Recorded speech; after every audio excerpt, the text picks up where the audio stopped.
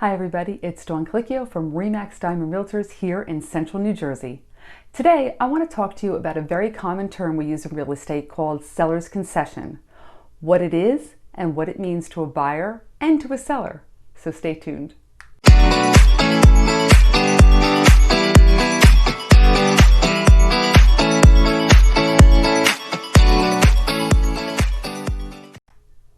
Before I get started, I just want to thank you for stopping by my channel. If you're new here, welcome. And if you're a returning viewer, thank you so much for your support. I really appreciate it. Please consider subscribing to my channel as I upload new videos every Wednesday to keep you informed on all things real estate. So what is a seller's concession? In the simplest basic terms, it is when a seller agrees to pay all or a portion of the buyer's closing cost. Now you might ask yourself, how much are closing costs? How much is the seller going to be in for? Buyer's closing costs can vary a great deal. It really depends. State to state is different. It also depends on your loan amount. It also depends on what type of loan you have. VA, FHA, conventional. The great news is that you can actually get an estimate of closing costs from your lender, and I really recommend it, just so you know what out-of-pocket cost you're going to be coming up against besides your down payment.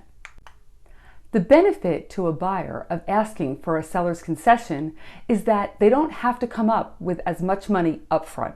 I mean, let's face it, saving for a down payment for a house is costly enough. You finally get all that money together, whether it's 3% down, 3.5% down, 5% down, and now your lender and your realtor tell you, oh, you're going to need another 5, 8, 10,000 in closing cost.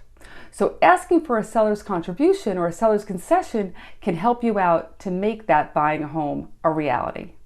I think one of the biggest misconceptions is that the seller is actually paying for the buyer's closing cost. They're really not. And I know a lot of times when I present this to a seller, they actually get upset and they're like, Dawn, why am I going to pay $5,000 towards the buyer's closing cost? So broken down in the simplest terms, this is the way it works. Let's just say the house is listed for $300,000. Okay, the buyer goes through the house. They decide they want to offer the seller $290,000 for the property. So the realtor writes up the offer for $295,000, and then the verbiage, the seller agrees to pay the buyer up to $5,000 in closing costs at the closing. So now the offer is written up for $295,000 with $5,000 back at closing to contribute to the buyer's closing cost. So net to seller is $290,000. Now in reality, that's all the buyer ever wanted to offer was $290,000. Even if they weren't asking for a seller's concession, the contract would have been written up for $290,000.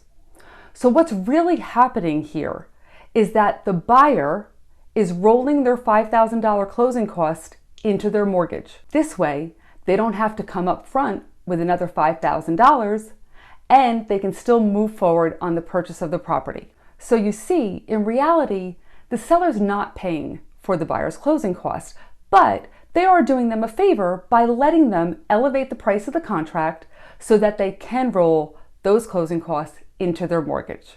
Now, the only thing that the seller has to be concerned with is the appraisal. Because if they were offering $290,000 without a seller's concession, the property would have to appraise for $290,000.